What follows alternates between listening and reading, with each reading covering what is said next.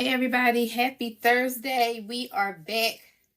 I missed y'all. Did y'all miss me? I can't say that I'm all moved in. I'm here, but nothing has been unpacked. Come on in here. I'm ready to step on people's toes today, just full disclosure. Make sure y'all have your journal and something to write with. Community members, I did remember to send you guys your study guide, so you have the study guide so you don't have to take a bunch of notes. And I sent you quite a few exercises that will supplement what we do today. Today we are talking about empathy. This is probably one of my favorite topics. Self-awareness is definitely important, and that's where we always start. But outside of self-awareness, I think empathy is one of the most important concepts, skills that a person can have. And unfortunately, a lot of people lack it. So today we are definitely talking about empathy.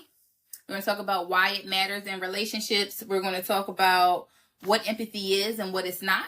I'm going to give you guys 5 things that's stopping you from being empathetic.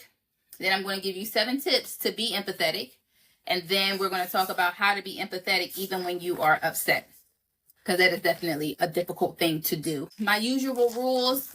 So if you guys are new, if this is your first week, or if not, welcome. This is Emotional Intelligence 101. This is week 8 for us. Well, I guess technically 9 since we skipped last week, but lesson number 8. And we have been going over different topics, different skills, different components of emotional intelligence to help you, 1, raise your emotional intelligence so that you can, 1, be a better you, and then 2, be a better partner. If you are not familiar with me, I am Erin. I'm your coach, professor. By trade, I am an attorney, but I am also an emotional intelligence coach. Using my conflict resolution skills that I learned as an attorney, my personal journey, which I share throughout the lessons, and my training in emotional intelligence. I help women and their partners improve their communication, their connection, and their conflict resolution by using emotional intelligence. So a lot of what I do, like I said, is around communication, conflict resolution. Big part of it is self-development, personal growth. I don't work with anybody that is not willing to grow individually. And I would say outside of self-awareness, when people come to work with me, probably I would say most times their partner is not willing to work with me as well, which is okay. And so what I do is, in addition to helping the person recognize their own areas of growth, what we do is we talk about ways to kind of adjust to their partner. All right. And that's where empathy comes in. So we're going to talk about that today. If you have not been here, my rules: be honest with yourself. This has to be a safe space, so please respect what everybody is saying, because we share some pretty sensitive things in our conversation. No projecting, meaning no projecting your experience on other people, and no overgeneralizing. So no all men this, all women that. You can share your experience that you've had with somebody, but please do not make that a statement for a total population, because it's probably not true. And then the last thing, I am not a therapist. I'm a coach and an attorney. This is not therapy. The difference, therapy is trying to figure out, looking backwards, how did you get here? Coaching is, I have a goal. How do I get there? So me and my partner keep having the same arguments over and over again. We want to improve our communication. How do we do it? Okay.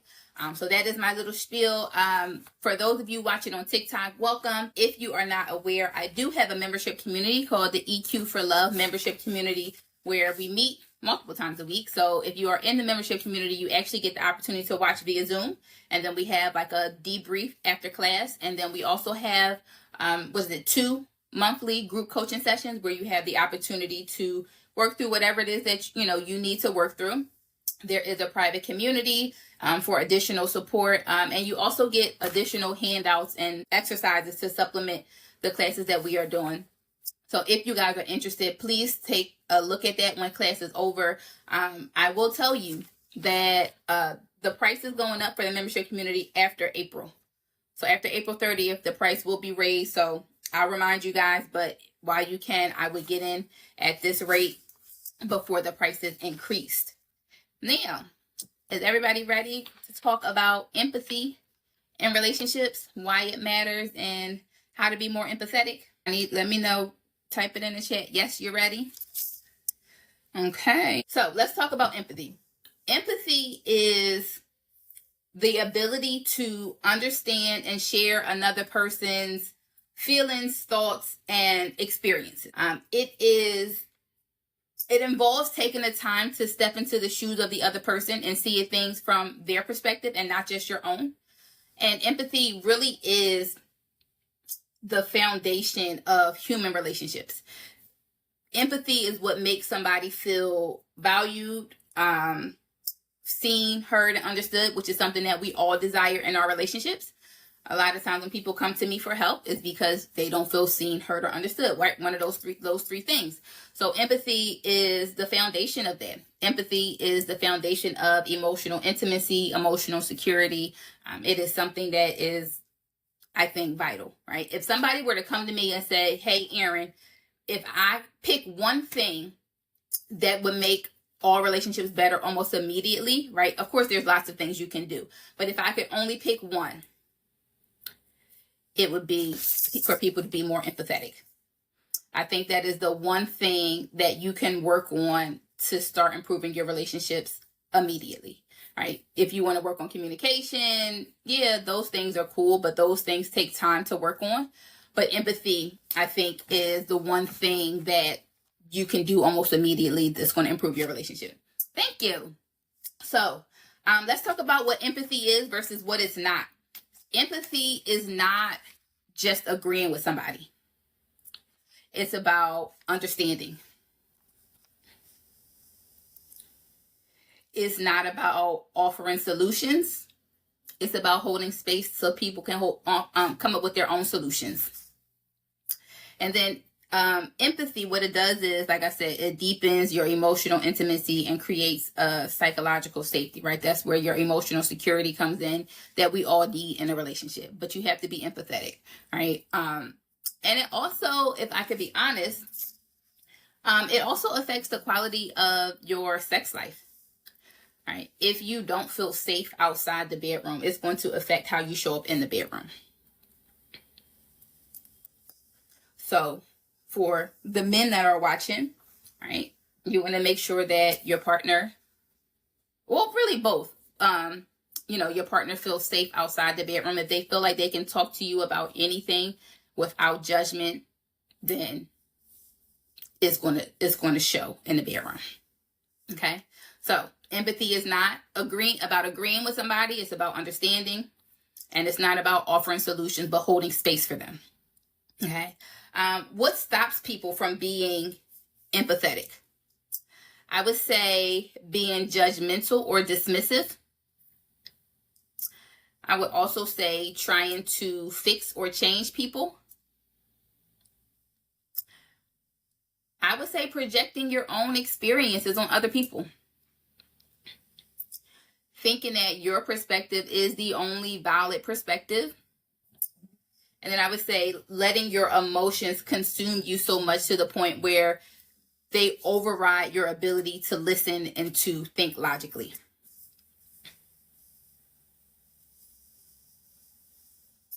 So let me give you guys, this is the bulk of what I want to give you today. 7 tips to help you be more empathetic. Y'all ready? Y'all got your pen and paper so y'all can write these down? I'm going to give you guys 7 tips to help you be more empathetic. Yep, you ready? Okay, number 1, don't try to change people. Focus on understanding them. This especially goes for my people who are dating. It's not about changing somebody. Like, at all. Oh, what happened to my thingy at the top? Hold on, can I get that back?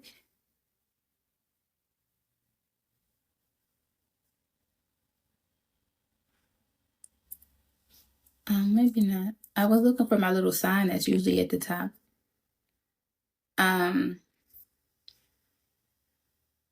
Okay, whatever. So yeah, Oh, wait. Oh, I'm touching so much stuff. So number one, don't try to change people. Instead, work on understanding them. Right. And I'm not talking about, right, growth or those things when it comes to, your partner and what you desire. I mean, if you meet somebody and they say they don't want to have kids and you want to have kids, don't try and change their mind. You want to get married and they don't. They say that they're not ready for a relationship. Don't try and change their mind. Instead, what you want to do is make sure you understand what it is that you want and need, right? We talked about that 2 weeks ago, talking about, self-awareness and relationships and knowing what it is that you want and need. And so finding somebody that aligns with that. And if they don't, see you later, bye. As quickly as possible. Don't hang around for 6 months until you love the person and now be like, oh, I can't leave. I love them. Well, yeah, of course. You got to be proactive. I can't help you once your feelings is involved. You stuck. Not stuck, but it's a lot harder. So that's why you have to be proactive and understanding that if this person does not align, it's not up to you to change him. I was a guest on a podcast 2 weeks ago. And so we were kind of talking about this, and she said something. I told her I was going to take it from her. She said, he not a baby, and I'm not changing him. I said, oh, I'm still in that. If he not a baby, I'm not changing him. I like that one. So, yeah, like, you're not a magician. Like, at all. So you just got to work on understanding them. All right. And then you understand them, and then you get to decide whether or not they deserve to be in your life. You still in that too? Go ahead, Nay. Go ahead and still. I told her I was taking it, so feel free. Tip number 2 on how to be more empathetic. Always acknowledge someone's experiences, even if you cannot relate.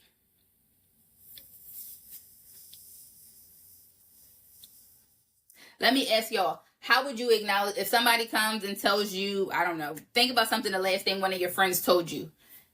How did you acknowledge their emotions? Or did you?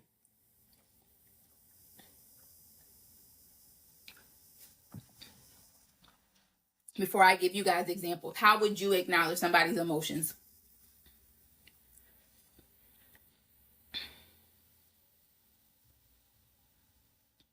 Tip number 2 is always acknowledge somebody's experience, even if you don't relate. And so now I'm asking you guys, how would you or how do you acknowledge somebody else's experience? If somebody comes to you, I don't know, anything.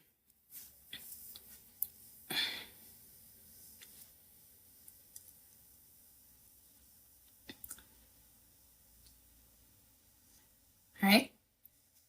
How would you, what would you actually say? What are some things you can say to acknowledge the person's experience?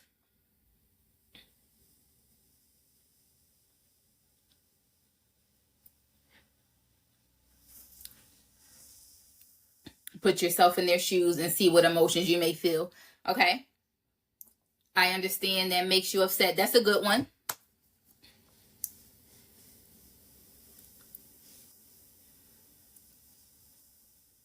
You just tell them you understand from their perspective. I see, I understand. Those are good ones. I'm sorry you're going through that. That's a really good one. Yeah, so I'm sorry you're going through that. I could see how you feel like that. I understand what you're saying. Yeah. Did I miss one?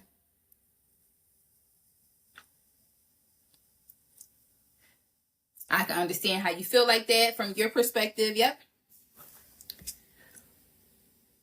I'm sorry to hear that. Yeah, so all of these are ways that you can acknowledge somebody's perspective. That's probably one of the first things I always tell people. Always acknowledge. I'm sorry that you had to experience that. Thank you for sharing. That's a good one.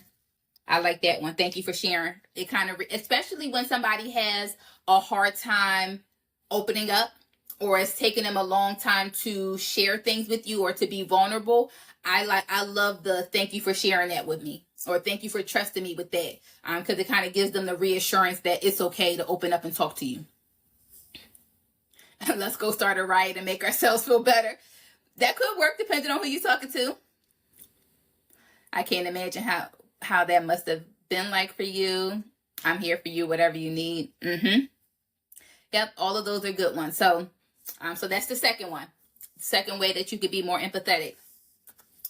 Number 3, don't be dismissive or invalidate their feelings. This is number 3. Don't be dismissive or invalidate their feelings. And now let me tell you, there are statements that are overtly dismissive, right? You're overreacting. It's not that serious. Other people have it worse. You shouldn't feel like that. When you hear those, for sure, you know that those things are dismissive. You are invalidating somebody else's feelings, experience. I think that there are some other statements that you should be careful of. We don't necessarily think of them as being dismissive, but for sure they can be. Here's one: jumping into encouragement too quickly. So this is one of my biggest, I won't say biggest. It happens to me a lot, and I dislike this one probably the most. Jumping to encourage somebody too soon. So if I say I'm stressed out, I'm worn out, and you come and tell me you could do it,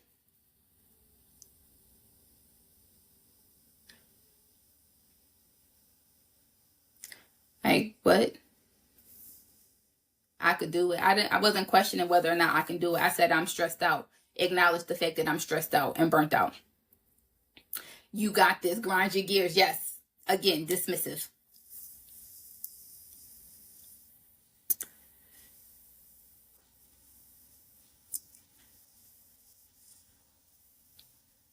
Yep. And that's one of the ones that we don't think about as being dismissive, but it is, right? Because it happens so many times, right?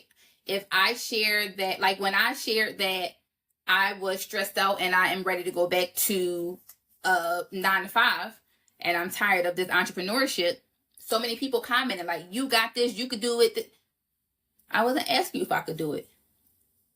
I said that I'm stressed out and I'm over entrepreneurship. Obviously, I have a reason for saying, I maybe didn't share the reasons, right? I may not have shared it, but if I say I'm stressed out, right? Encouraging people too soon is actually dismissive, right? I know I can. I don't want to do it, right? Dismissive. Another thing, and I've shared this with you guys, that this is something that I've done, that I did and was corrected on. Didn't realize that I was being dismissive. Trying to fix it instead of listening. I like to think that I am solution focused. And so when somebody tells me something, I jump right in with well, what you going to do? What about this? And what about this? Until I told you guys, a guy I was dating was like, I don't always need a solution. Sometimes I just need to hear, I'm sorry you feel that way. And it makes sense because that's what he used to always say to me when I would share something, but I don't care about that. All right, this is why I say people speak to you in their own language. So if you ever need like tips or ideas of how to communicate with your partner, regurgitate the things that they say to you. All right. I used to hate when he would say, oh, I'm sorry you feel that way. That don't help me. But it helped him. And I literally used to just, however he would say it to me, whenever he would share, and he would be like, oh, thank you so much. But again, it's not for me to judge. If that's what he needs to hear. Okay. Rushing them through the emotions. Don't cry. You got this. Stay strong. Try to be positive. Things could be worse. You'll be okay. No, let them be sad. Cry. Grieve. Don't rush them. Look at the bright side. I don't want to look at the bright side. I want to be sad right now. Like, let me be sad. Let me be depressed. All right. I got to leave space and grace for my emotions. And then once I'm past this part, then we can have the conversation about, you know, where do we do from here? Then you could be productive. Then you could be encouraging, but you got to wait till the person is at that space. Right. And if you ever notice, like when you are having a conversation, maybe a disagreement with somebody, and you know that what you are saying is correct, but they are pushing back on it, is because it's too soon. They're not ready to hear whatever it is that you have to say, right? They are still stuck in their emotions. So let them sit there. They may need to sit there for a little while. You got to let the emotions pass, right? We've been talking about this, giving your emotions the space and grace to run their course. Everybody is different. And so I don't rush me. And so now I am aware enough so that if there is something bothering me, like sometimes I have to tell my friends, I'm not ready for that yet. I'm not ready to brainstorm. Like, I just want to be angry right now. Yes, allow them to feel their feelings. And it just, because it also is not going to stress you out, right? Because you sitting here fighting against them when you know what you're saying is correct, but you're trying to beat it in their head, it's not going to be helpful. They're not listening. They're not hearing you. They're still, whatever emotion it was, they're still in that emotional state. Remember, you can't be emotional and logical at the same time. And so you have to let the emotions run their course, and then, okay, let me be sad that I lost the job. And then maybe tomorrow or next week, I could talk about what's next. Okay. Here's another one that I had to learn. Making it about you. So when somebody shares something and you bring up a relatable story, we do it trying to, right, be relatable and show people that you understand, but it's actually pretty dismissive because it just makes it about you. I know how you feel because when I did X, Y, and Z, da-da-da-da-da. But that's actually dismissive, right? So fight the urge to bring up a relatable story when somebody shares something with you. Instead, just focus on them. Yeah, you've done that. So have I. And I think I saw something on social media that made me realize, like, oh, I didn't realize that I shouldn't be doing it, right? I thought I was being sympathetic or being empathetic by sharing, like, oh, I get it. But no, that's not what people need at those moments.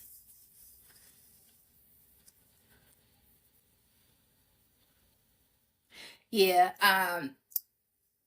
Yeah, Rowan, I think it's better to not bring anything up altogether unless they ask or you're in a different space. But if they are just freshly sharing something with you, talking about your experience kind of like, again, dismisses. Before this, I thought that was helping them to not feel alone. Yeah, my guess is that it doesn't. Again, you would know your person better than me, but most of the time it doesn't make the person feel comforted or, you know. And again, I think it also could depend on the topic, maybe.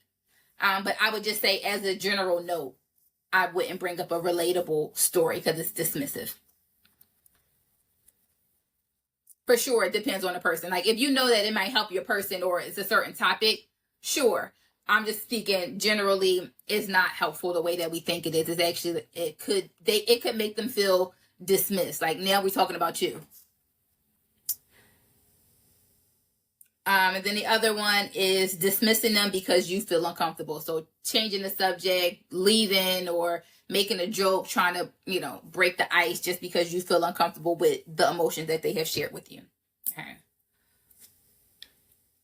So if you can work on not doing those things, right? Not dismissing or invalidating a person's experiences, you'll start to be more empathetic. So that was number 3. Number 4. This is the 4th tip to be more empathetic. Avoid projecting and judging. Especially when it is based on limited information. Let me give you 2 examples. The biggest example, social media. People form entire opinions conclusions about somebody or their situation based off of 60 to 90 seconds. Happens all the time. Before I got on here, I was watching a video, and this guy was showing a video about he lives with his parents, and him, I think his wife, his fiance, whomever, his partner, the woman, his lady, they live in his parents' basement, and he was showing like the remodeling that they did, and he was saying that he spent $200,000 to remodel the basement. The amount of people that were in those comments, that's dumb. You should have just bought a house. I would never spend $200,000 renovating a basement. $200K and you still live in the basement. You still live with your parents.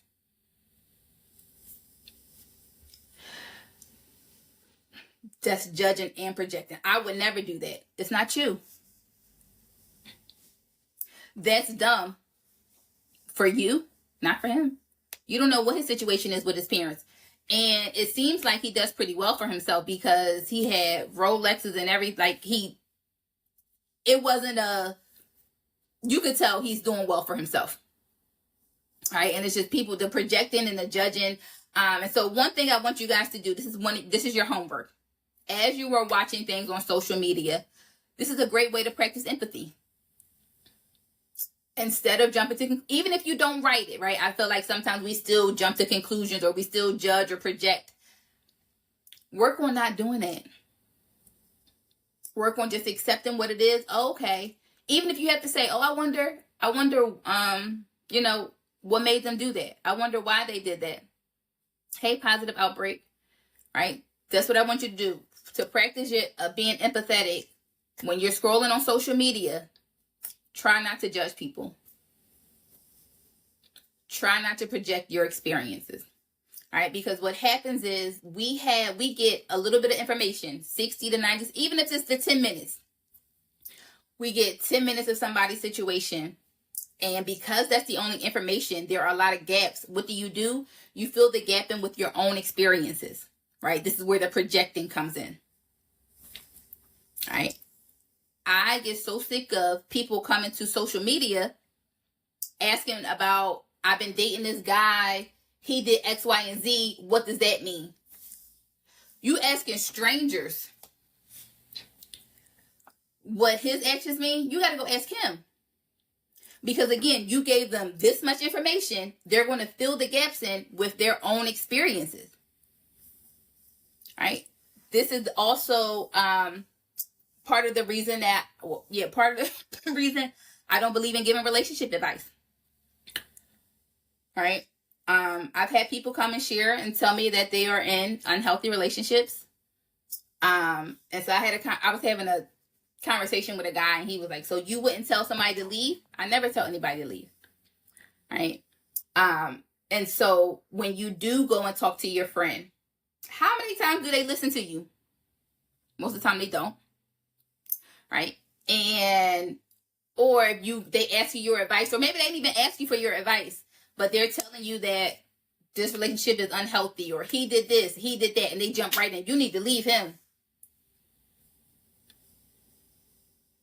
Again, I have this much information. You told me this much of what he did. They fill in the gaps with their own experiences. That's why you have to be careful with who you share things with. Because for sure, okay, let's say my guy is not answering the phone. And I'm just on the phone with one of my friends, like, oh, he ain't answered all day. Now, if my friend has had that experience, she might say, oh, you need to leave him. He probably out cheating. It could be because that was her experience or his experience. That doesn't necessarily mean that's what's going on over here. All right. So you have to be careful about projecting your own experience on people. It is very difficult for people to see things, to step outside of themselves and see things from a different perspective. If you have somebody in your circle that is good at that, you are blessed. Right? A lot of people, and it makes sense, right? I only have my perspective. So I'm going to give you my advice, but it's not based on you.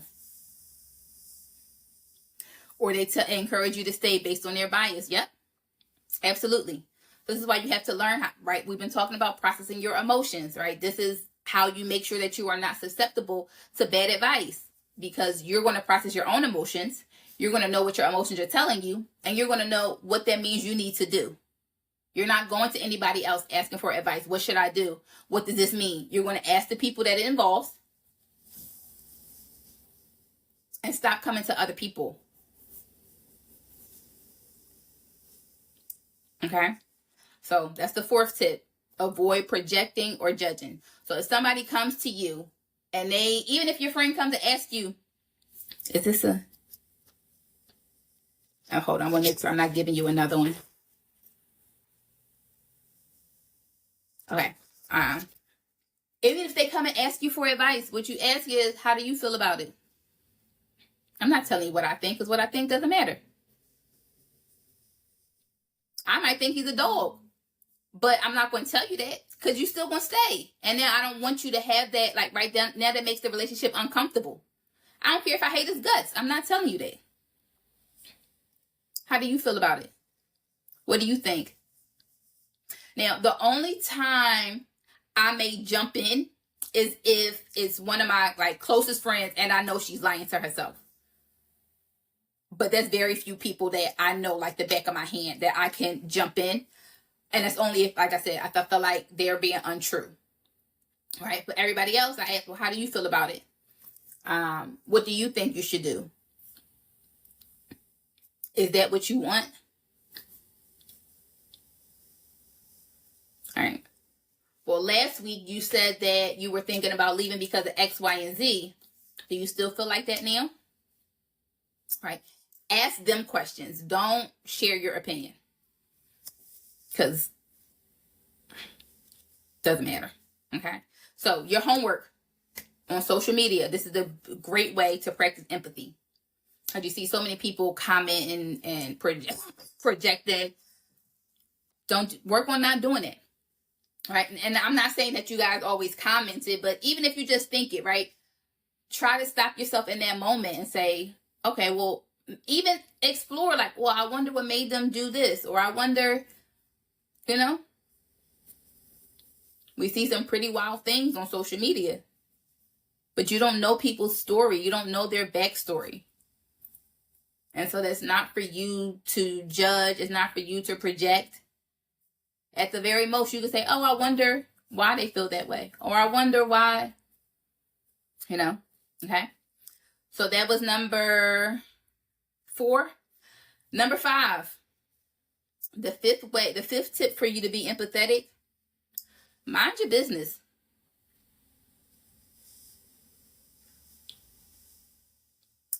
Mind your business. Not every situation needs your input. Mind your business. Hey, I can't even say that any other way. You love that song? For sure. Like, what business of that was yours? Nothing. Mind the business that pays you. For sure. Because when you mind other people's business, now you're probably starting to project. You're starting to... You're nosy. I mean, if they are willing to share, cool, but you don't have to give your opinion. Mind your business. Yes, drink water and mind your business, for sure. 2025 is the year you minding your business. Absolutely. And it makes life so much easier. You don't get wrapped up in other people's stuff. Right now, you've taken on other people's burdens and no, mind your business. Mind your business. Let them do what they got to do. Now, if they come and ask you for help, and you have the capacity and the ability to help, that's one thing.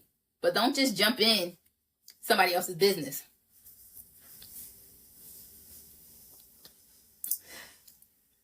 Number 6, the 6th thing you can do to be more empathetic: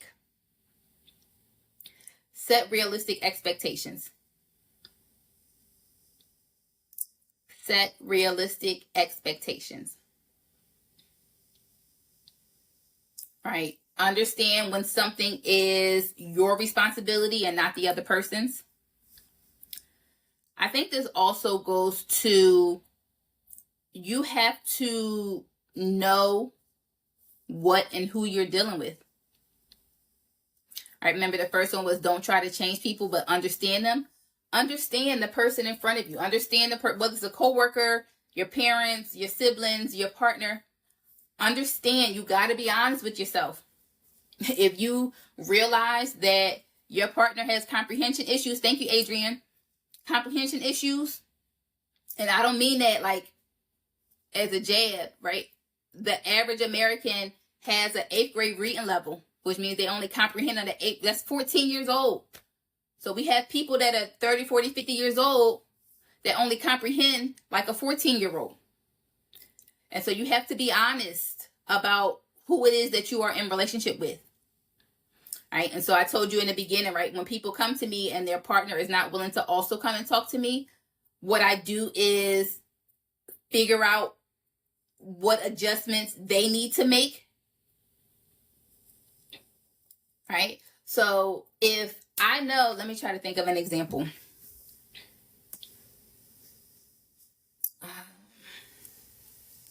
Let me try to think of a good example. My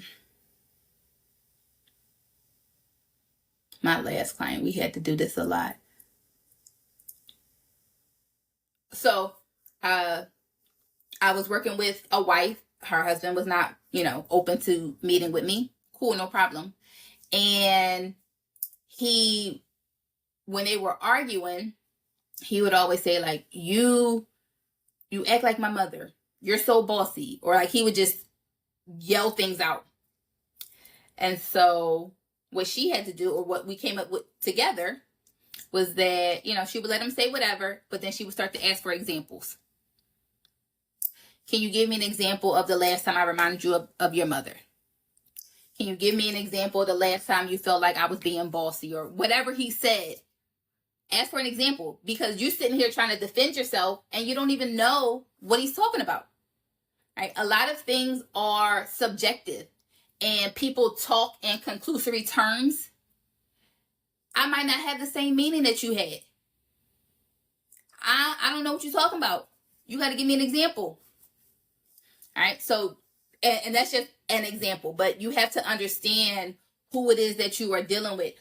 If you know that your partner has a hard time opening up, you may have to be the one to lead the conversation. You may have to ask the questions. All right. But you got to be honest about who is in front of you. Right. And when you're honest, you can also be honest about their limitations. Right. And of course, this all goes both ways. Right. Because we all have our limitations as well.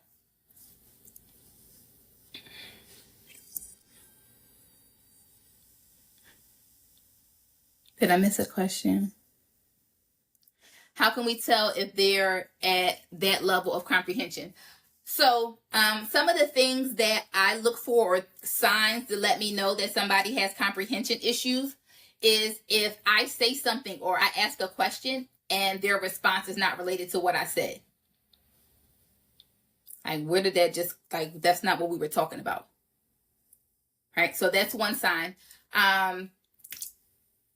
And if the conversation keeps getting derailed, now sometimes it could be intentional, right? They're trying to avoid having a conversation, but a lot of times it's not intentional.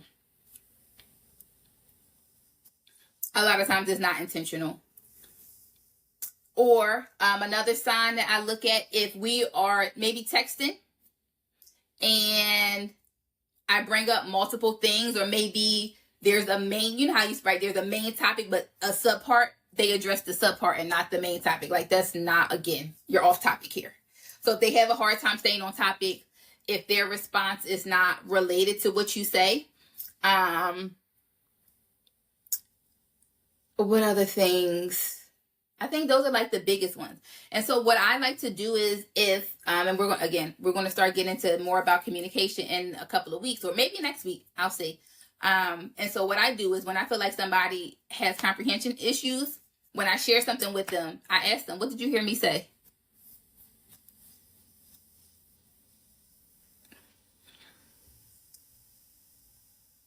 What did you hear me say?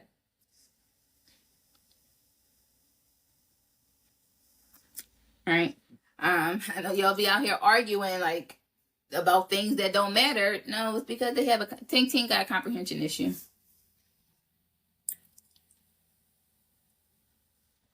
Right? You know, you got some people that you can have multiple conversations in a text at the same time, like about different things. If they can't do that, now you know you got to address one thing at a time. If you know they're going to get sidetracked, one thing at a time.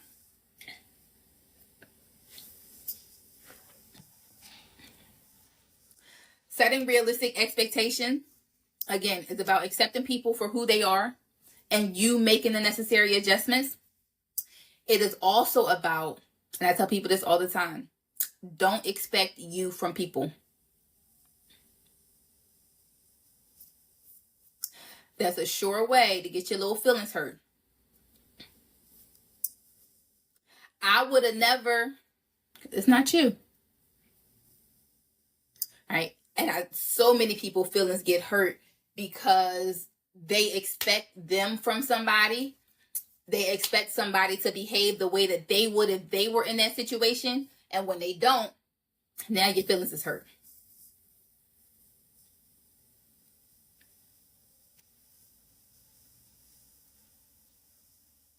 So I would never do that. I mean, you got unrealistic expectations. Dad, how could you do that to me? I thought we were better than that. Well, clearly you weren't. All right? Again, you got to accept, like, Dad, it might be effed up. Dad, you did that to me? Thanks, no. And it's hard. And I'm not saying this is easy. But it's like, damn, that's fucked up. You did that to me? But they did it. Accept it for what it is. Dad, you cheated on me? They did it. You have to accept it for what it is. Don't put the, hey, sissy, don't put the, I would have never treated them like that. I would have never done that to them. I can't believe they did this to me. They did it. Empathy. It goes both ways. Understanding the person that's in front of you. And then you decide, does this person get to be in my life or not? But empathy is all about understanding. Right? You can't expect somebody to come into the relationship talking and being mature if nobody has ever asked them how their day was. If they were taught to be seen and not heard growing up, you got to understand the person that's in front of you.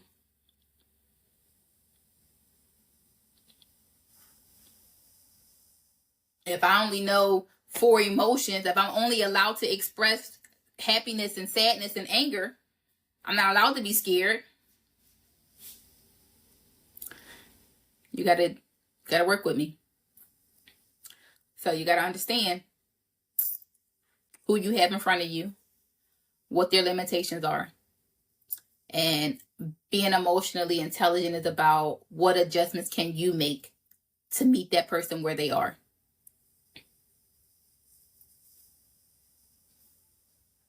And at the same time, I will say, once you realize where somebody is and where their limitations are and what they may need, you have a right to say that's too much for me. I do it all the time. I told you guys about that guy that I met that I could tell he had mommy issues and an anxious attachment style. I knew what he needed. He would need the constant reassurance. He would, and so when you have an anxious attachment style, you need to be constantly reassured that, everything is good in a relationship. You're still interested. They need to know that, y'all are on good terms. As soon as I recognize that in him, I can't do that. That's too much for me. I understood what he needed, but I also had a right to say, I can't give you what you need. Can you repeat that, please? I would if I remember. I don't know. What part you talking about now?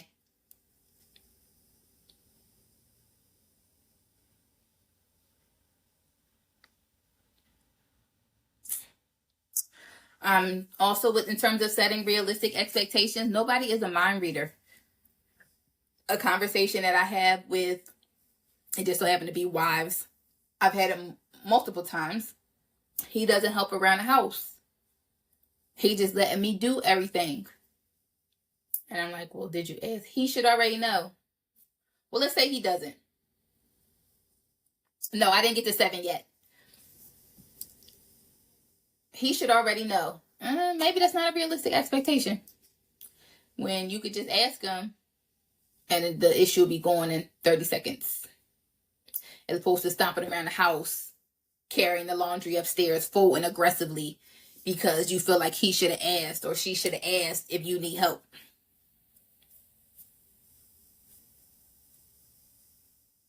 Again, realistic expectations. Nobody can read your mind. Understand who you have in front of you. Understand their limitations. Figure out what adjustments need to be made. How do you meet them where they are? And then decide if you can meet them there or if you want to. It might be too much work and you don't have to.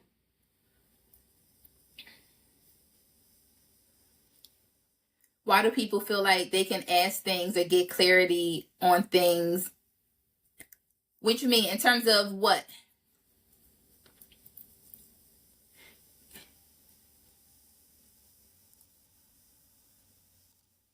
Like, are you scared to ask for the clarity? Nay, is that what you're saying?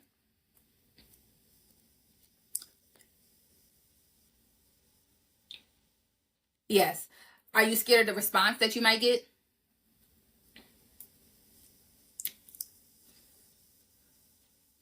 Hey, E.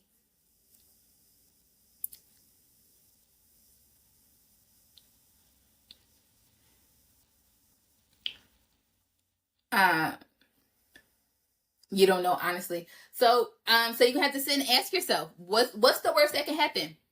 I think sometimes when we are scared to ask for clarity, we are scared of the response we might get. That's the first thing that comes to mind. I made a video about this the other day, right? I told you about the new guy that I was dating. I don't know if we still dating, but the communication hasn't been as consistent. I didn't know if it was because I moved or he had something going on. I know something had happened. I didn't know that I wasn't sure if it was still an issue or if it was he not interested anymore. So I asked him. Yeah, you saw the video. One thing I'm going to do is ask a question. I'm not going to sit here and rack my brain trying to figure out what you were thinking. And I don't know. Just like I don't expect nobody else to read my mind, I can't read their mind either. I'm going to just ask.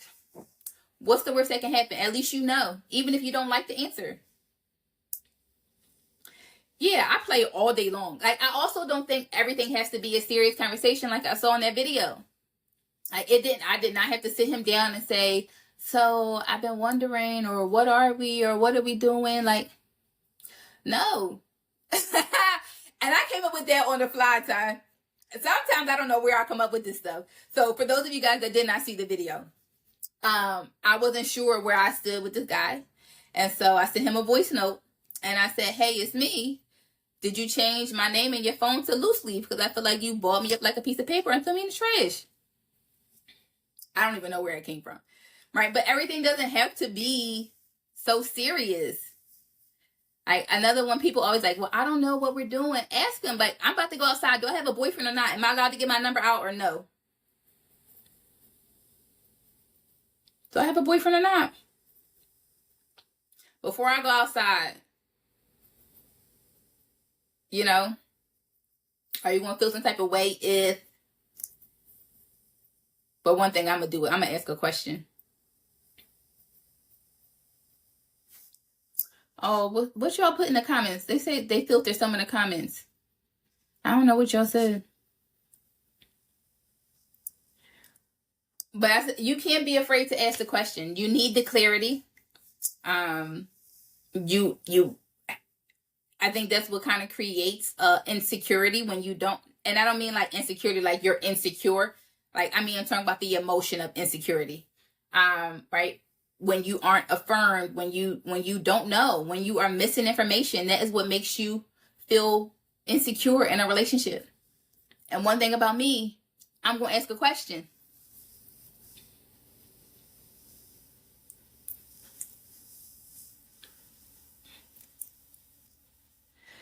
And so there's ways to ask, right? You don't necessarily have to be blunt. I mean, I'm going to be direct. I'm a direct person, right? But there's ways to ask, right? There's ways to ask. Like, that was a direct question when I asked him, did he ball me up and throw me in the trash like a piece of loose leaf paper? That was a direct question, meaning, are you done with me? If he'd have said yes, I'd have been like, okay. But I had my answer, as opposed to me sitting around wondering, oh, he hasn't called as much as he used to. Now I know why. All right, let me give you a number 7. And I probably say this one every week. This is the 7th tip to help you be more empathetic. 2 things can be true at once.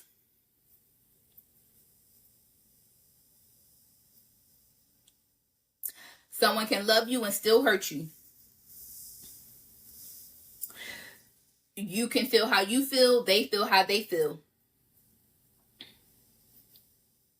This is why we'll talk more about this later in the class, but it's not about who's right or wrong. You're both right for the way that you feel. Where do we go from here?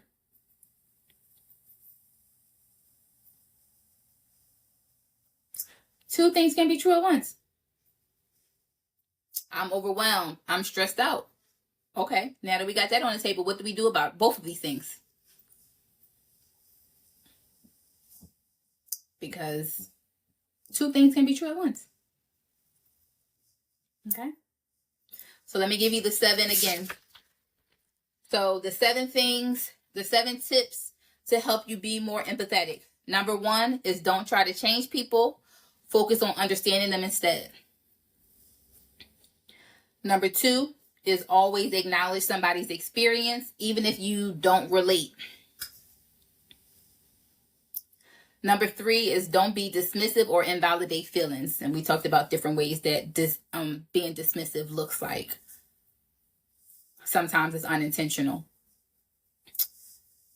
Number 4, avoid projecting or judging, right? Especially when it's based on limited information, i.e. social media, or just a little glimpse of an argument that your friend told you about. Number 5 is mind your business. Not everything, not every situation needs your opinion.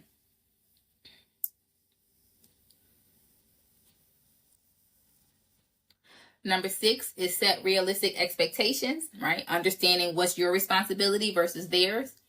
Being honest about the person you are in relationship with. Being honest about their limitations as well as your own.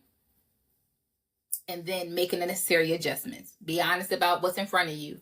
Be honest about how you meet them where they are. And be honest about whether or not you want to meet them where they are. Right? I always feel like a partner is about picking the person that you could deal with their worst behavior. Because for the most part, everybody's going to have the things that you like. Right? You're going to be attracted to everybody that you date. I would imagine. Right? They're going to be attracted. They're going to want to be married. They're going to, like, the things on your list. Everybody that you date should have those things, right? That's your bottom line. And so I always try to figure out, and I don't know if this is the right way. This is just the way that I personally do it. I try to get to what's your areas of growth, like what are your, not your strong suits, and can I deal with that for the rest of my life? And to the minute I feel like I can't, and I try to figure it out quickly.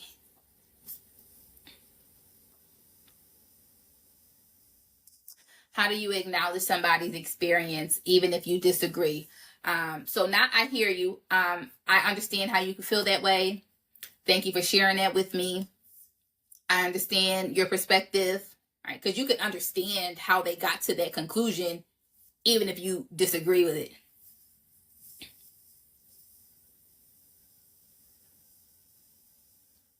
Right, so it's just validating their experience. Thanks for sharing that. I'm sorry you feel that way. I understand.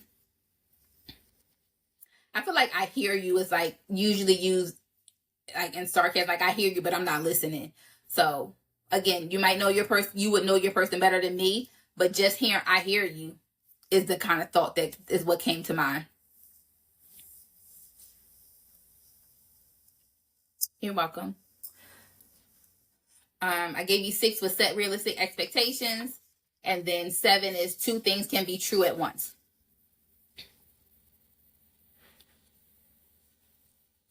And we also talked about, right, we talked about being dismissive. Let's talk more about what do you do so that you're not being dismissive. This is similar to what you were just asking, Gigi. When people come to you for advice, this is something that I've had to learn. A lot of times, they don't want your advice. They want you to validate how they're feeling.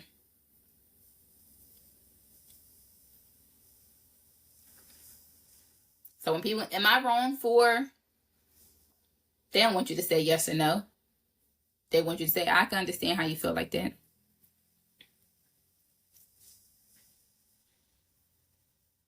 As soon as somebody comes to me like, am I wrong for? No, you're not. Before you even tell me the story, you're not. You're never wrong for how you feel. Now, you may be wrong for how you may not display it or express it in the right way or in the best, healthiest way, but you're never wrong for how you feel. It comes from somewhere, right? I keep telling you, we are all the sum of our experiences.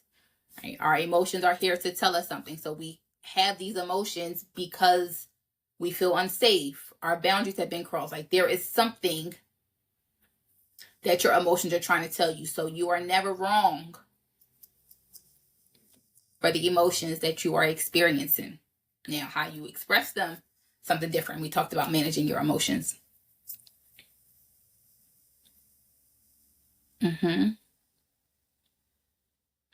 So, people don't want advice. Instead, you want to ask them, how do you feel about it? What do you think you should do?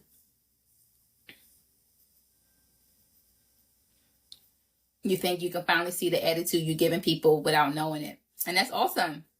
How can you change it? Or what can you do differently, Gigi?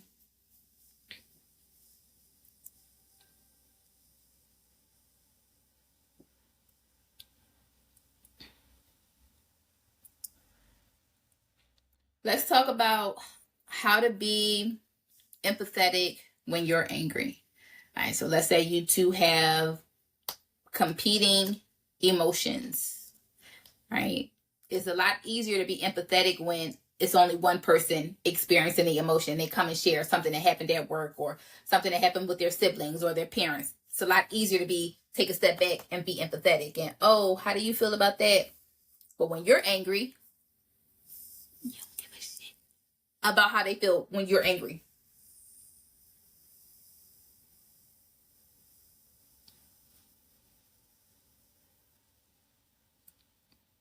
All right, you don't care. Why do I care about how they feel if I'm also upset? All right, and that's when it's the most difficult to be empathetic. But here are the things that I would recommend.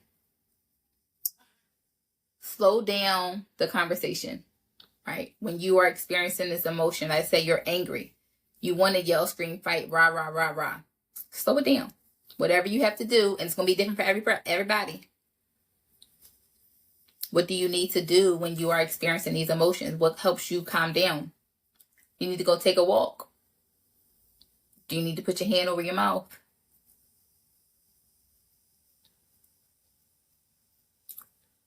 Right? Recognize that you don't have to talk at this very moment. I think anger creates a sense of urgency, but it's not.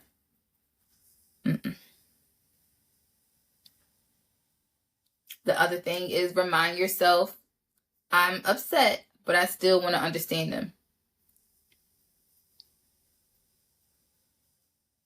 Because sometimes when you're upset and you hear the person's their perspective, sometimes it makes you less upset.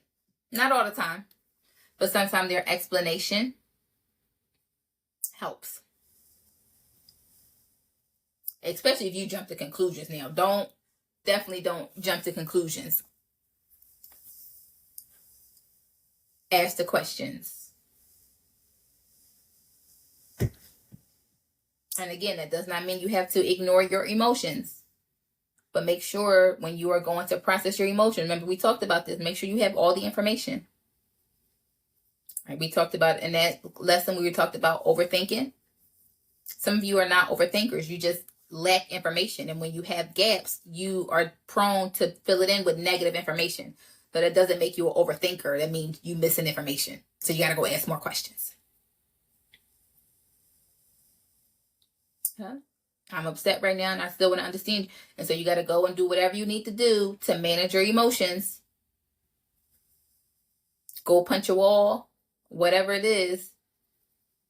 But sometimes you have to make sure it's difficult to manage your emotions with that person still around because you're going to want to direct it to that person. Right? That's when you start saying slick stuff under your breath. That's when you start hitting below the belt.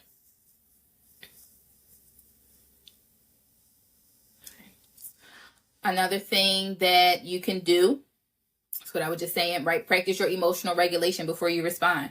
Right? This is what we've been talking about over the last few weeks. You have to manage your emotions. While, yes, you have a right to feel however you are going to feel, experience whatever emotion you're going to experience. However, you do not have a right to cuss people out. You do not have a right to put your hands on people. You do not have a right to express those emotions in an unhealthy way. All right. And I've seen it where people use being emotional as an excuse. Well, that's just the way I am. I'm emotional. No, that's not okay. I can't help it. Yes, you can. You can't help the initial emotional reaction, but you can manage how you express those emotions. And nobody has to deal with your attitude. They don't have to. He either take it or leave it. I leave it. Because nobody has to deal with it. And so you have to learn how to manage your own emotions. That's your responsibility, not theirs. The other thing I hear a lot is, oh, I need a guy to put me in my place. You should be able to do that yourself.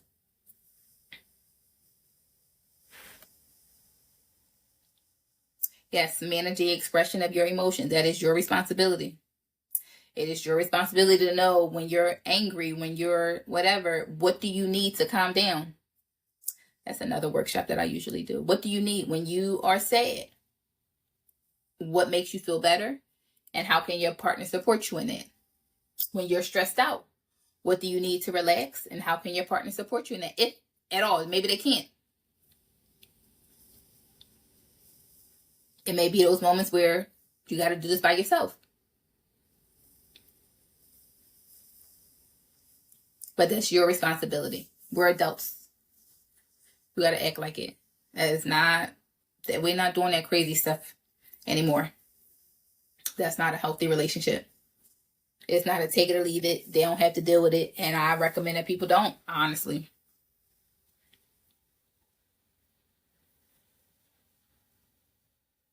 And I'm glad you know that about yourself, Faye.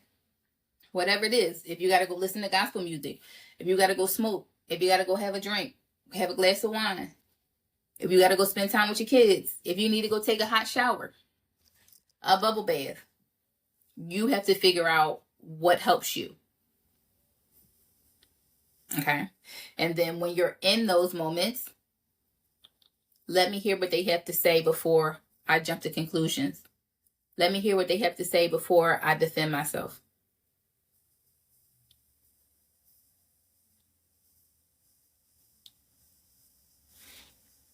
All right. Make sure that you are listening to understand, not to defend yourself. Ask questions. Like some people, when you're talking to them, they're already coming up with the response in their head while you're talking. What? How you know what I was going to say?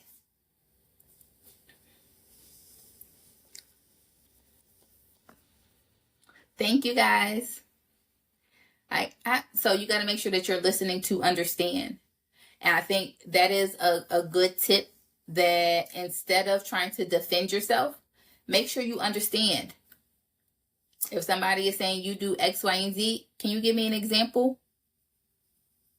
Before you get defended. No, I don't. You might. So ask for the examples. Help me understand what you mean by this. That's my favorite one. Help me understand.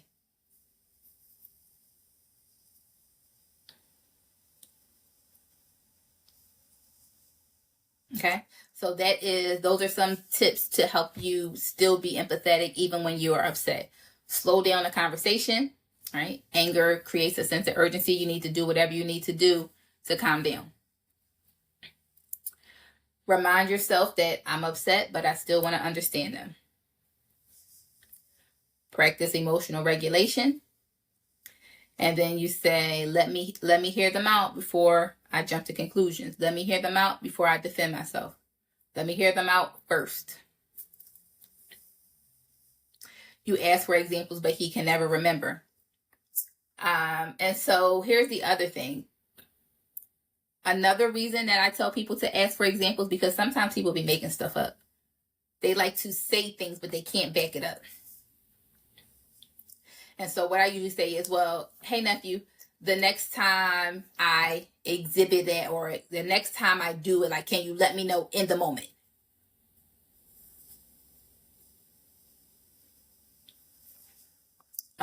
But yeah, that's also a tactic I use when I feel like people are just making stuff up and they just saying stuff to say stuff. Give me an example, because I also cannot change anything that I'm not aware of. And from the way that you are describing it, I'm lost. You act just like my mother. How? I don't see it. You got to give me examples.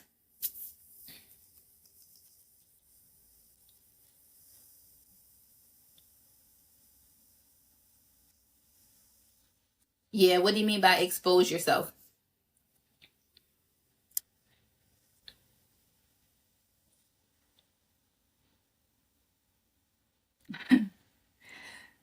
So you got to ask for, so that's how you can do it when you're upset. Also, just again, back to the things the list of 7 things. Always validate their experience. Even if you want to get defensive, this is not the time for me to defend myself. They have a right to feel how you might have done something. It may not have been intentional. You might have pissed them off. Probably made them angry. You might have made them sad. Acknowledge that. Don't get defensive. You did it. I'm sorry you feel that way. That whole I didn't mean it, oh, that blows me. It doesn't matter if you meant it. It still caused this emotion for me. But I didn't mean it. I'm not apologizing. You're not apologizing for what you did in those cases. You're apologizing for how it made me feel. Right? When people say that, oh, I don't apologize. That's crazy. If I come to you and say that something that you did, whether you intended it to or not, made me feel like this, and you don't want to apologize,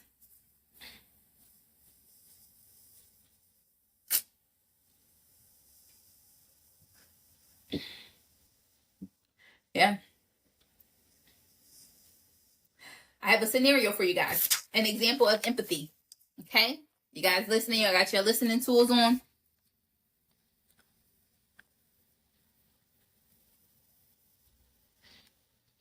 It is very difficult. And you have to decide, at what point you're done. You're at your wit's end. I keep telling you, relationships are optional. So anybody that you allow to be a part of your life should be a positive addition.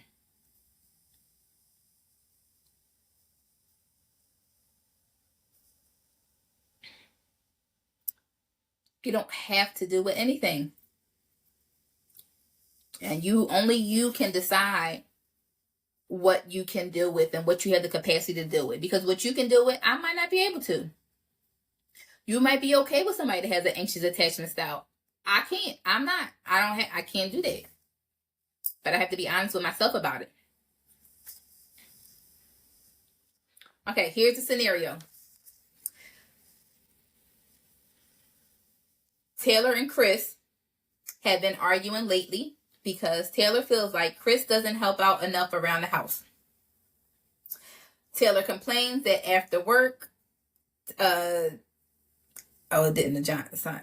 She is stuck doing dishes, putting the kids to bed, doing homework, cleaning up, while Chris relaxes on the couch. Chris responds, "I had a long day too. Why are you always nagging me?" Every time Taylor tries to bring up how she feels, Chris shuts down or walks away. This makes Taylor feel even more unseen and frustrated. Taylor thinks if Chris loved me, he would want to help.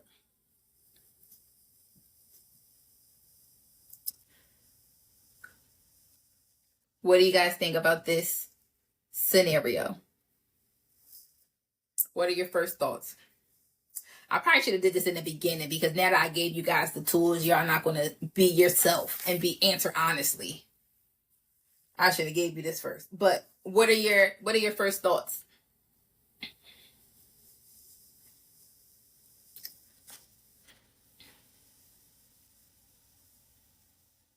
Sounds like their love languages don't match.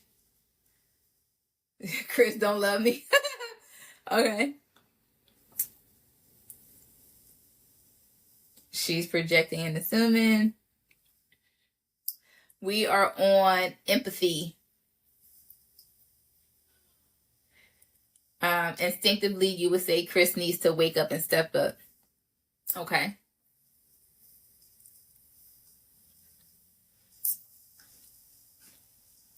Anybody else? Chris lacks empathy and there's a disconnect in the partnership. First thought is, why are chores equated with how much a person loves you? Okay. I understand both partners, both of them work 9 to 5s and are tired when they come home, but it sounds to me that moving too fast, that there's a lack of communication. After today, I would say Taylor didn't voice what she needs. Now, Tonette, they don't come asking stuff that's not on the paper.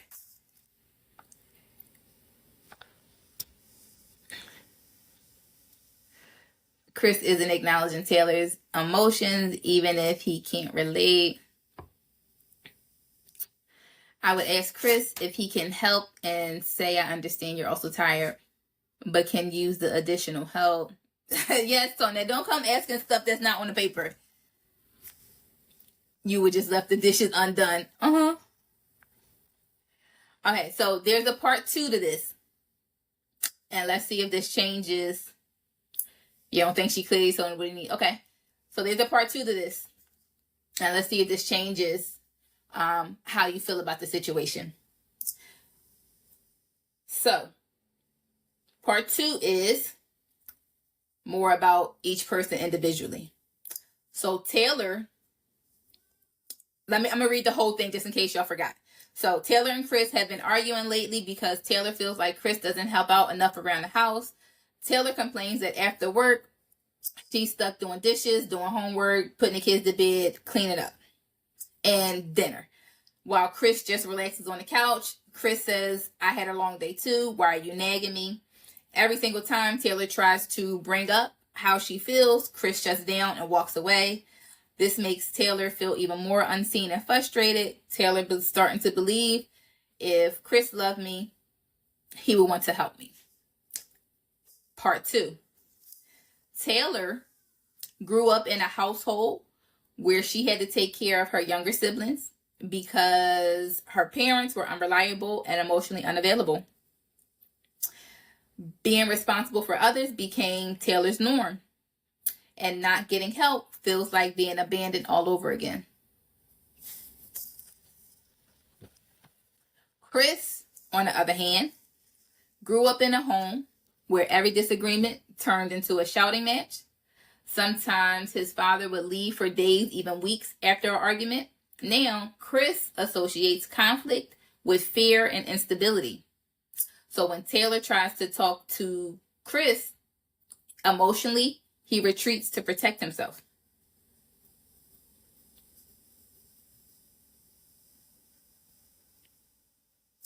So here, right, and this happens a lot. Most of you guys are saying, she didn't express her expectations or that she needed help, right? It's not just about the dishes. It's about their unspoken fears, their emotional wounds. And we all have them. We bring them with us. We're just not always aware of how they present. All right. So again, empathy is not about fixing somebody. It's about understanding what shapes them. So while Taylor sees that Chris shuts down every time she talks to him, and that makes her feel unseen and unheard, which is true.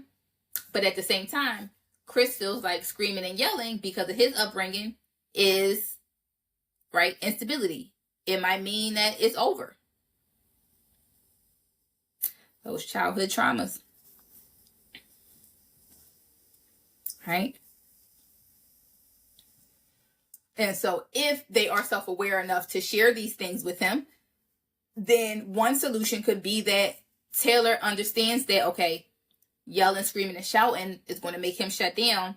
Let me make sure I say this in the most calm way that I can. And if she also shared that, if I feel like I have to do everything myself, right, I feel like I am being abandoned by my parents again. And so maybe that would help him make more of an effort to help out. Even if it's not during the week, maybe he agrees to help on the weekends. All right, but this is what empathy is. Understanding your person. It's not about changing them. It's about understanding where they come from. And it's not even necessarily projecting. I think it is reliving their experience. Right? This is what your emotional triggers are. It's going to trigger something from your past, and it's going to make you feel like you're back there again. And so when Taylor is doing all of the cleaning and cooking and stuff with the kids, and Chris is sitting on the couch, it immediately makes her feel like she's back in the day when she's taking care of the whole household without her parents' help. Right? It's an emotional trigger. We talked about those too. Right? Sometimes you aren't aware of them until they show up. For Chris, trigger is yelling, because when his parents yell, his dad left.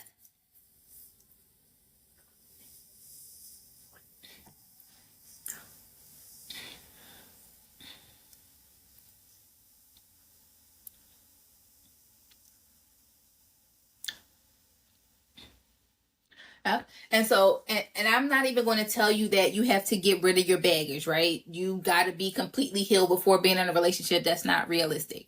But I would say that you should be aware of your baggage to the best of your ability, right? Because sometimes you don't know until it's triggered. You might not have experienced that with anybody else, right? People bring out different sides of you, or you experience different things with different people based on your interaction and your connection with them. So it could be that, right, this person pushes your buttons in a way that they have never been pushed before. So you may not be aware of an emotional trigger that you have, right? But once you are, that's when you got to go and do the self-work and recognize, like, okay, I don't like the yelling and screaming because it makes me feel like it might be over because that's what my dad did. Let me make sure I tell my partner this in advance. Don't yell and scream at me. We can have a conversation, but I can't take the yelling. That's a boundary of mine. Same thing for Taylor, right? Sit and reflect and process, because you've been in my class and you know how to do that now. And you realize that it's not just about the dishes. I'm feeling those feelings, like I'm feeling overwhelmed. I feel abandoned like my parents did, that left me to do everything. Share that with your partner. They need to understand those things about you. Hey, babe, I have a history of this, or this is an emotional trigger for me. Growing up, I had to do X, Y, and Z. And so if I have to do it all, I'm going to feel like this. Stuff like that is going to make your partner, now that they understand, right? Okay, I know that I'm tired, because two things can be true at once, but I also don't want her to feel abandoned. I don't want her to make her feel like so somebody in here asked, like, why does the dishes and the chores make her feel unloved? I don't know if it was just about the dishes or the chores, or if it was the fact that she had to do everything by herself because her parents made her do everything by herself. And when her parents did that, she felt unloved by her parents. So it's going to reflect itself in adulthood, right? We get our definitions of love and our first communication types from how we were raised. Again, about understanding your partner. I remember I was having a consultation with a guy this time. He didn't end up hiring me, but we had the consultation was pretty long. And just some of the things that he shared with me, there was two things that he shared with me that I think just kind of is an example of. The first thing that he shared with me was they were, like, the last argument that they had, she put her hands on him. And so they were having an argument. She got physical. He left, so he didn't get physical back. After things had calmed down, like, he just asked, like, what would you have done if I put my hands on you too? And she said, I probably would have listened.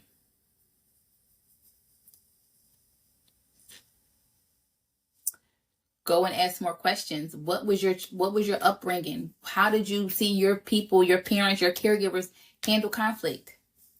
If all you saw was violence growing up, that's going to be a way that you think it can be resolved. And so for this woman that he was, they had just broken up and he was trying to figure out if he should take her back.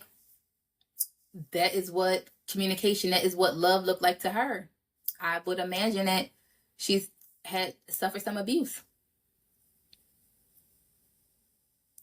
Another issue that they were having, he kept, or a few times, he got phone calls from just people he know around, like, yo, don't you talk to Shorty? She in the bar doing X, Y, and Z. And so he would, like, yo, like, what you out here doing? Somebody so-and-so called me saying that you out here, obviously behaving in a way that they didn't think he would appreciate as her boyfriend. And her response was, people need to mind their business. I'm grown. And so we were asking more questions and he was sharing other things.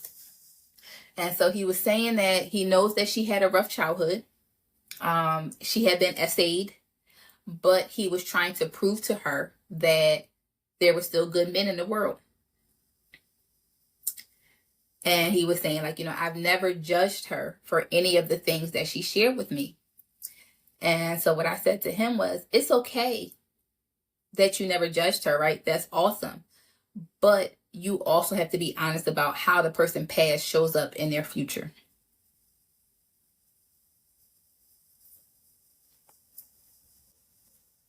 Like, and she would tell you that she is promiscuous because of the abuse that she suffered, unfortunately, right? And so again, this is all about being empathetic. Understanding who is in front of you. Who are you? Like, you got to ask all of the questions. And it's not like an interview, right? But when you are getting to know somebody, it is important that you understand.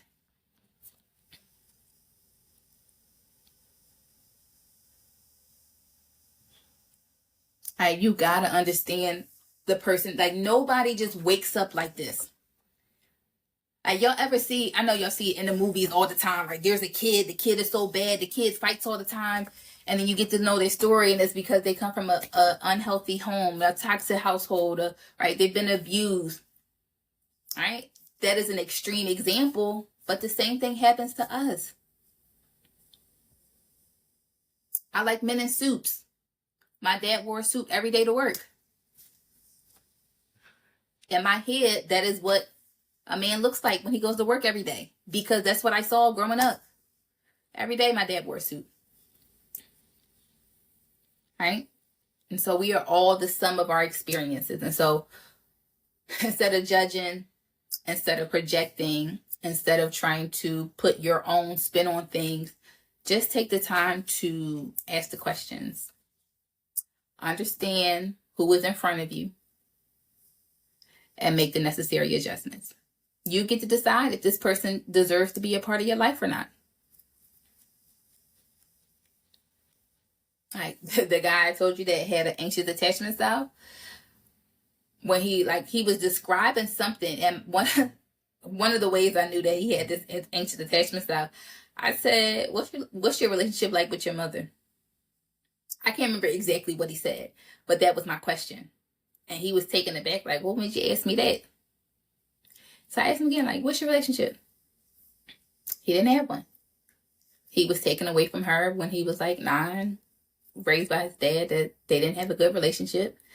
And the mom moved somewhere, and like she had been trying to reach out now, but he like, I don't know what to do with it. I could tell. All right, but I also do this, right? You may not be able to tell, right? I read a lot of books. I do these things. He was like, Dad, how did you know? Because I could tell by the way that it was, yeah. But you just gotta ask. And like, if there's things that you don't understand about somebody, ask them, like, where does that come from? Now, they may not know, but it may give them something to think about. Like, did something happen in your childhood?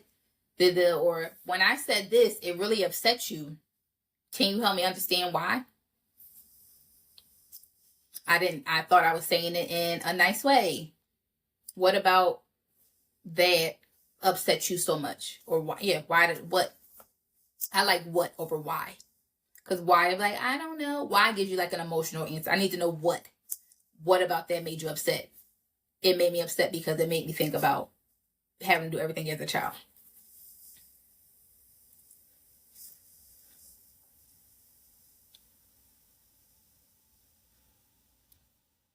Yep, I told you I was coming to Step on Toes. I missed y'all last week. I told you I was coming back to Step on Toes tonight.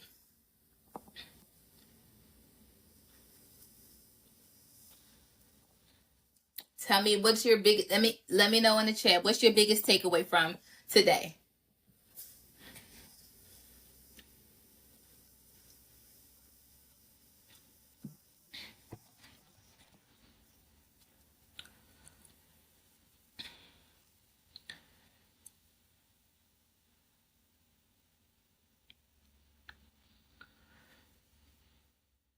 You ATM stomped on you. You're not emotionally dissecting yourself. I mean, it's your life, it's your relationship. So if you don't want to do better, yep, ask questions. Don't assume, don't project. Practical applications of empathy, especially, social media. That is actually how I practice. Because I would think in my head, like, why would they? And then I would literally stop myself, like, oh, I wonder what made them. I wonder what happened that they. Right? And you see it all the time. People will post a clip. People jump in the comment section projecting. You should have did this. You did. And then when they come back and make another video explaining, and then now people are like, oh, but you gotta mind your business. That wasn't your business. That wasn't your business, right? So, and I think other people, I think people appreciate that. I think that is one of the things that makes you a safe space. If somebody knows that they can come to you and they're not going to be judged, right? Who wants to be judged? I'm sure you know, if you are going through something, you know who you can talk to and who you can't talk to. I know who's going to be more understanding and who's not. Right? I have certain friends for certain things. I would say most of my friends are actually pretty good with it, but there are some people that I'm like, okay, I know I'm not going to this person with this issue because I don't want to hear their response.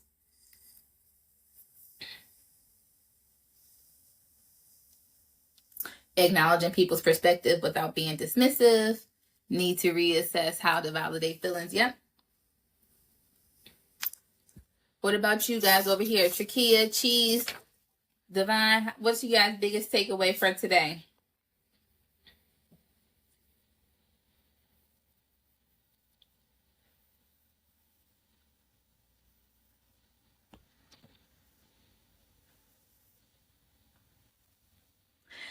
Ask about childhood straight out of the gate. So they may not be open to share right away.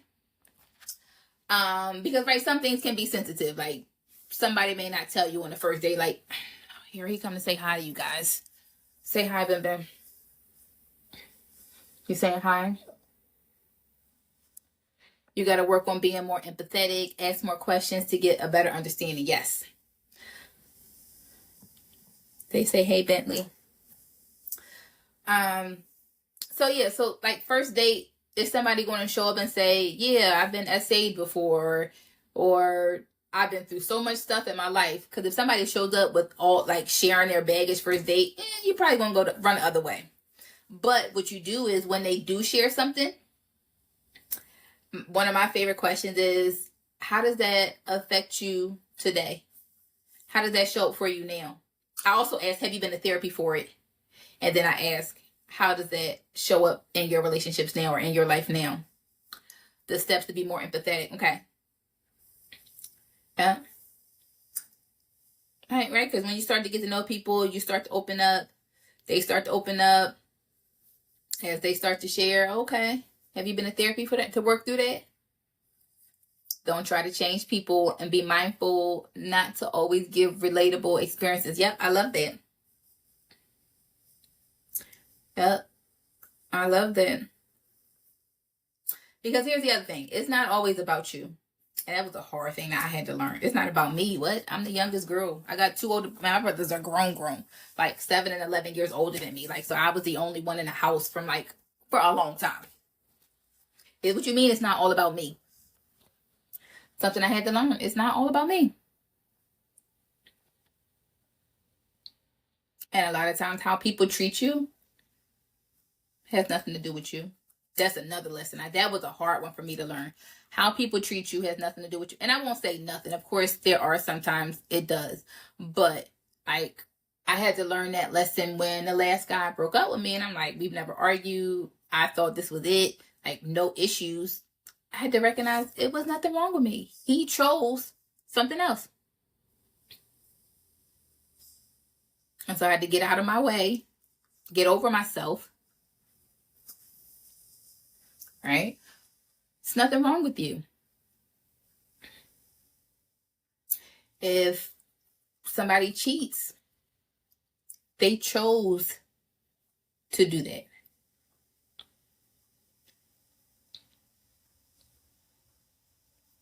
Right? People choose to do. You may get hurt, as collateral damage, but hurting you probably was not the intent. Now, sometimes it is, but I would say more times than not, you being hurt is collateral damage. Like, they didn't go out here like, oh, let me hurt this person today. It was no, I'm going to do this. I need this. I want that. They just going to be hurt by it,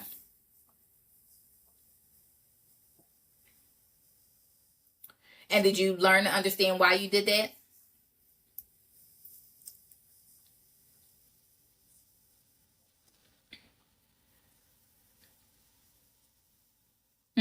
Yeah, people put labels on you because it makes them feel better about themselves. And I think it also, they think it's going to help them know how to deal with you or what box to put you in. And you don't have to be put in a box. Be you.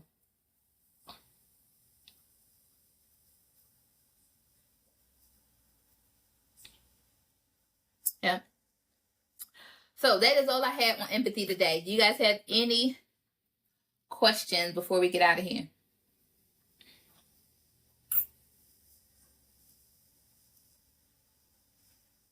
So, just remember empathy. I keep telling you guys, I think this is the one thing that would make any relationship better almost immediately. Being empathetic helps you with your emotional connection. It helps you with your intimacy. It helps you just be a better person in a safe space. Oh, can I go? It's one other thing. Can I go back? Did I write it down? That I want to, it's one other thing I got to mention. I'm sorry, guys. Don't leave yet. About being empathetic. And this is a big one. Especially if you are a parent. So we talked about not jumping in to give advice, right? Just because somebody does something differently than what you would want them to do, you gotta mind your business. You have to support people in whatever decision that they are going to make, whether you agree with it or not.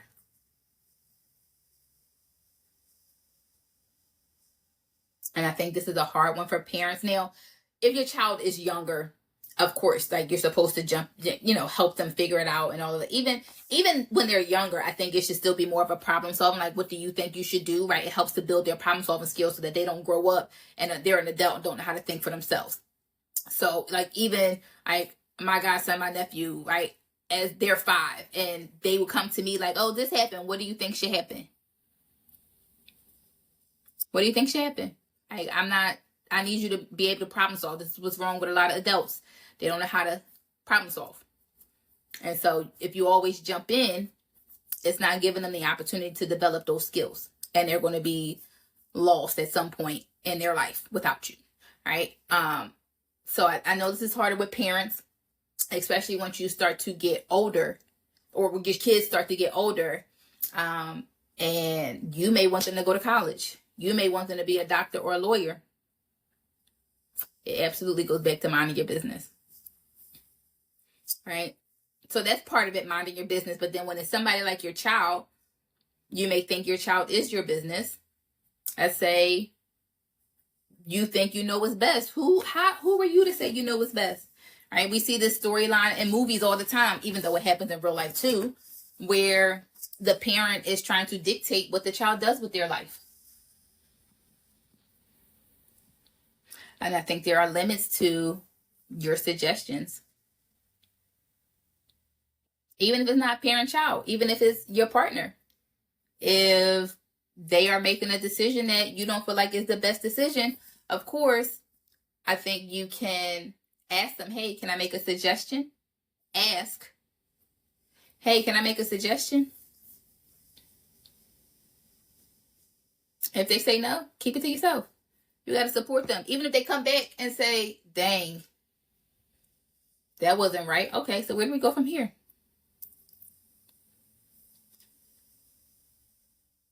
I had a client one time, and she was trying to buy a house, and she quit her job.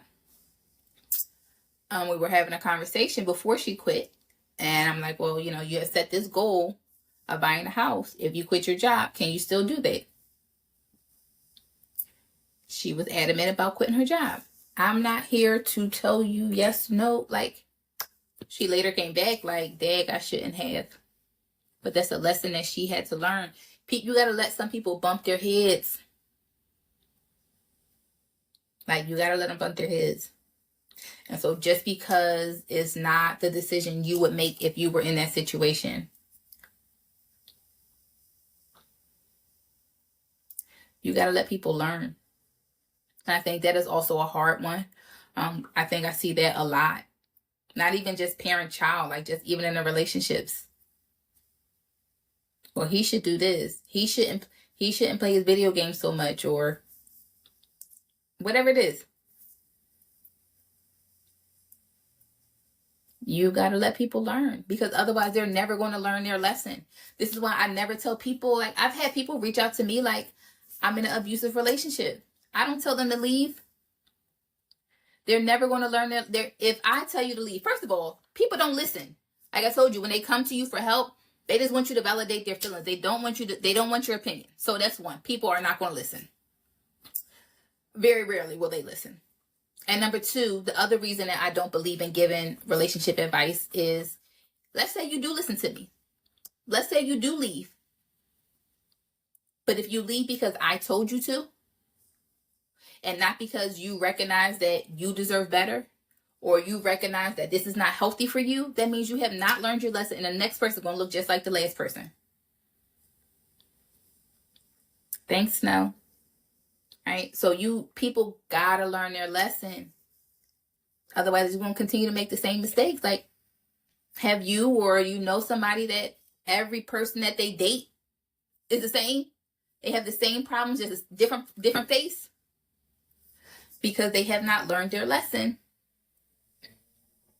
Right? And what learning your lesson looks like is asking yourself, why am I still, what's keeping me here? What am I afraid of if I leave? Right? Because if you ever do truly want to leave one day, those are the things you have to prepare for. Right? I'm still here because, right, you have to figure out what part of you is attracted to that toxicity. Is it the environment you grew up in, so that's what you're comfortable in? Or you don't want to be lonely and it gives you somebody to lay next to, right? You got to be honest with yourself about it. Why are you still here in this situation? Even if it's not an abusive relationship, if you know this relationship is no longer serving you, and when I say no longer serving you, meaning you and y'all are not feeding each other. You're no longer adding value. You aren't friends anymore. You aren't, enjoying life together, right? That's what I mean when I say this relationship is no longer serving you. Your needs are not being met. You have to ask yourself, why are you still here? All right? Because if you are ever going to leave, those are the things that you have to prepare for. To one, actually get the courage to leave, but to stay gone. Because if you just one day get up and leave and you don't have a plan, that's when you backslide. But if you could be honest with yourself and say, I'm still here because financially I cannot provide for myself. Okay, now you know that in order for me to leave, I need to feel like I can provide for myself financially. Because if I just leave without making that reservation, without making that, acknowledgement and not coming up with a plan, you're going to get out there and you probably will not be able to financially provide for yourself. And then you got to go back. Right? And so you have to be honest. Right? The idea, I don't want people to judge me if my family is no longer, like if I get a divorce. Right? I don't want that stigma. I don't want people to look at me or think something is wrong with me because I'm divorced. Right? You have to be honest with yourself. I don't even know how we got here, but yeah. All right? You got to be honest with yourself. I don't know how I got to this point in the conversation. I don't know what they had to do with empathy. But hopefully you guys were following me. But yeah, I think making, supporting other people's decision, not judging their decision. All you can do is, you sure that's what you want to do?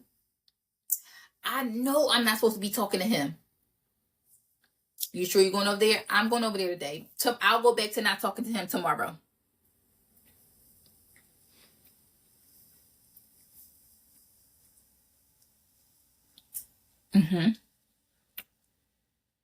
I'll go back tomorrow. But that's why I always say, be honest with yourself. Like, that's rule number one. Because you make it a lot harder when you lie. I don't care if you know you're not supposed to do this and you want to do it anyway. Be honest and say that. Because if you lie to yourself that, oh, no, this is actually what I do want to do. Oh, no, this is good for me. Now you got a whole bunch of layers that you got to uncover.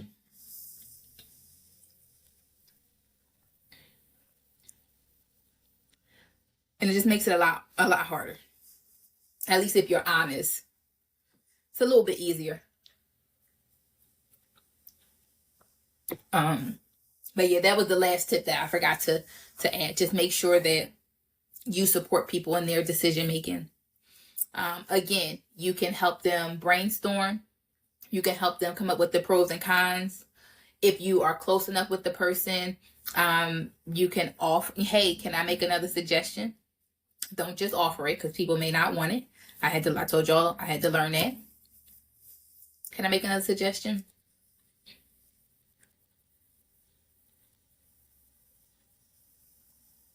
But you got to let people learn their lessons. You got to let people do them and recognize that how people treat you, a lot of times, is not about you. If somebody does something because they got an attitude, ain't nothing to do with you. Somebody said customer service teaches you that. Yeah, people are upset about whatever policy or rule that your company has. They're not upset with you personally. Like, and how many times do people yell and cuss out the person on the phone? It's not their fault. They just doing their job.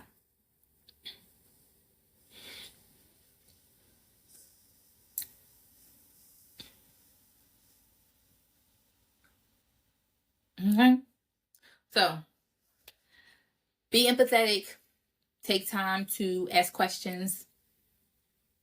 Don't jump to conclusions. Don't project your experiences on people.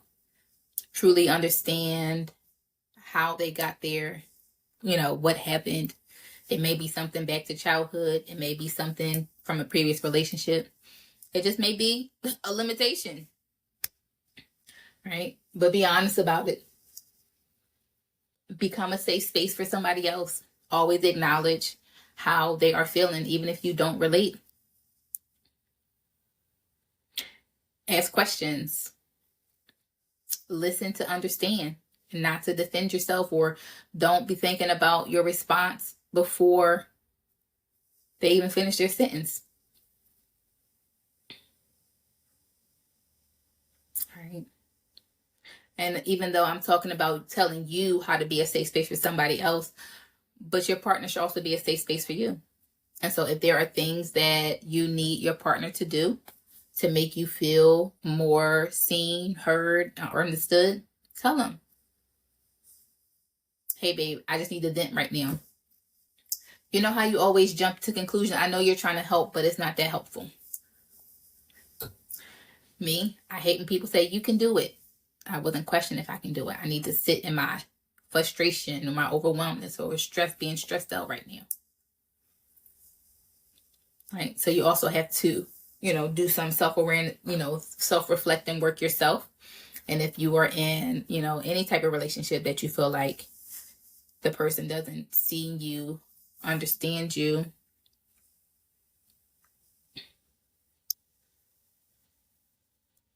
if you are aware of, I don't like to call it baggage. If you are aware of your areas of growth or the things that you are bringing with you from past relationships, your emotional triggers, tell your partner. Help them help you. This is a trigger for me. I'm working on it, but can you also help me work on it by doing X, Y, and Z?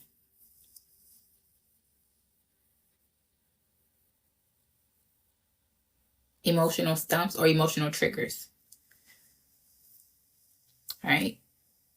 But this takes a level of self-awareness so that you are aware of what you're bringing to the table. All right. Self-awareness is knowing everything about yourself, good, bad, ugly, and indifferent.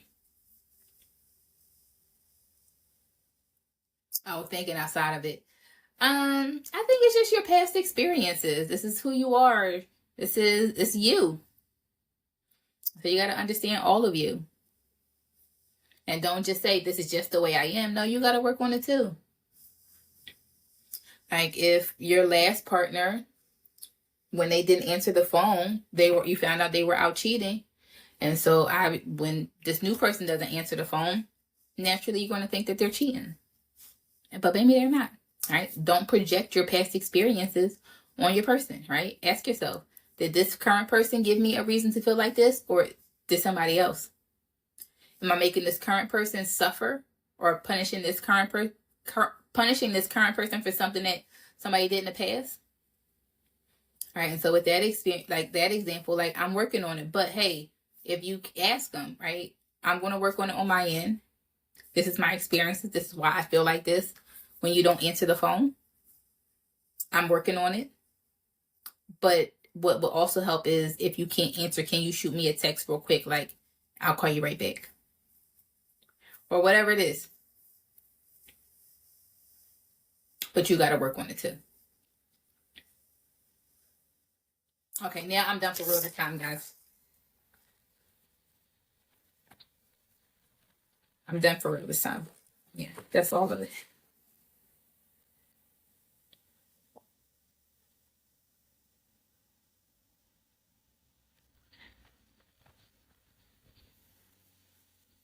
Yes, have a good night, people.